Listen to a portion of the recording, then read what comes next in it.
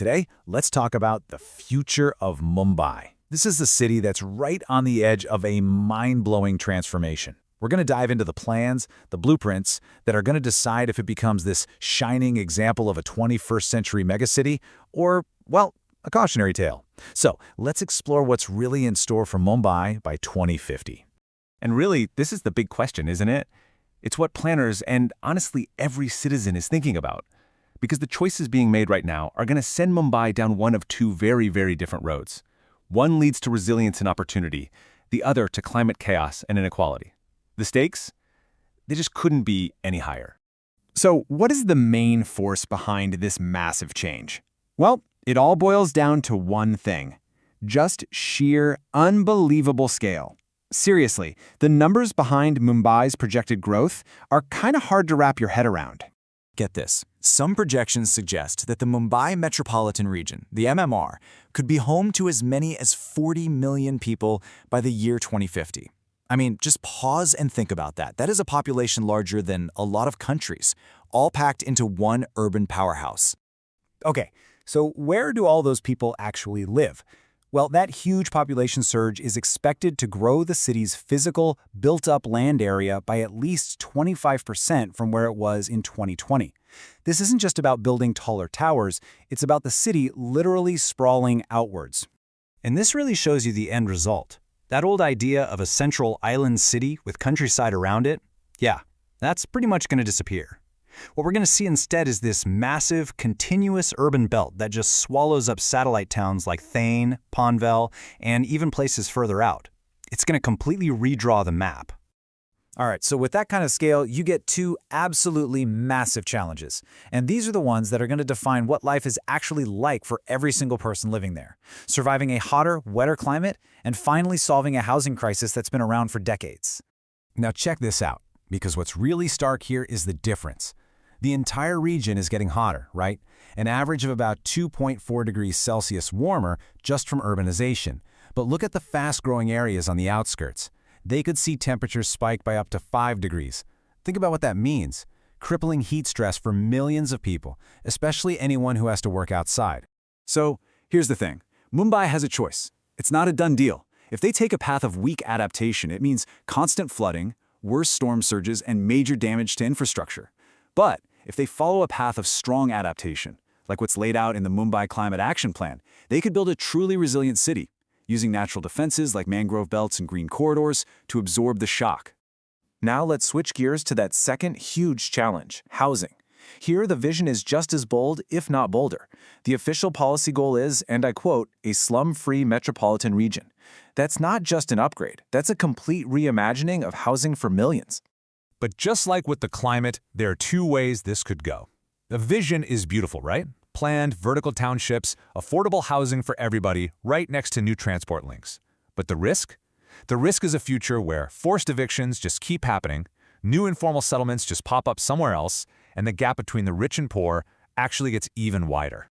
Okay, so how do you pay for all this? And how do you connect this massive, sprawling city?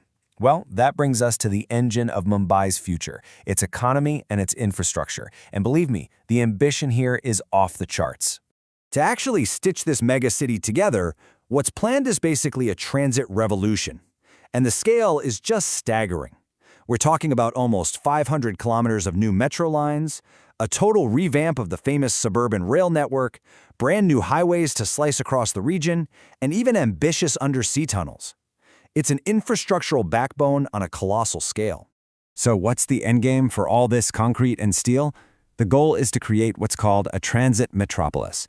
The whole idea is to completely change how people get around, to get them to rely on a super dense rail network to make commutes faster, more efficient, and hopefully, just hopefully, end that punishing daily grind that so many people face today.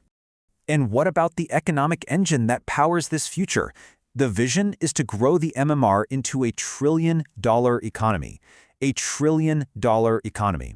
That growth would be built on its historic strength in finance, for sure, but also on new hubs for tech, for creative industries, and for logistics. Now here's a key piece of the puzzle. To make an economy that huge work for everybody, you can't have everyone commuting to the same one or two downtown areas. So the plan is to create a polycentric city. Basically, multiple self-contained town centers all across the region, each with its own jobs, shops, and services. That's how you actually improve the quality of life when you're this big. So we've got these incredible plans for population, climate, the economy. But what will the city of 2050 actually feel like to live in? And this is where things get really interesting, because you see this split between these sci-fi dreams and a much more human-focused reality. So on one side, you have this really powerful grounded vision. It's called Eco-Civic Mumbai. And for a second, just forget about the giant top-down megaprojects. This idea is all about a citizen-led future, where neighborhoods manage their own resources. And green infrastructure, like street trees and little local wetlands, are just woven into the fabric of the city. It's a vision built from the street up. Then, on the complete other end of the spectrum, you've got the images that you probably see all the time, often made by AI. You know the ones. Mumbai 2050, full of flying cars and these impossibly tall, hyper-vertical skyscrapers. I mean, they look cool, but they often miss the little details, the human-scale stuff that actually makes a city a home. Because when you dig into the actual planning documents, the focus is much more practical, much more human. It's about things like wider footpaths so people can walk safely, more parks and green spaces for communities to gather, and protected bike lanes. It's a vision that's less about science fiction and way more about livability. And you know, all of this leads to a fundamental question about power and control.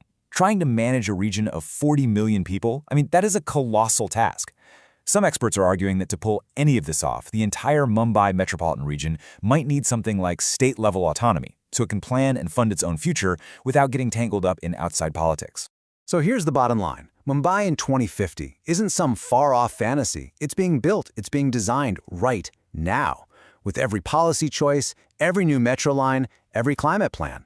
The blueprints for a resilient, a fair, and a livable future, they all exist. The real question is, will they actually become reality?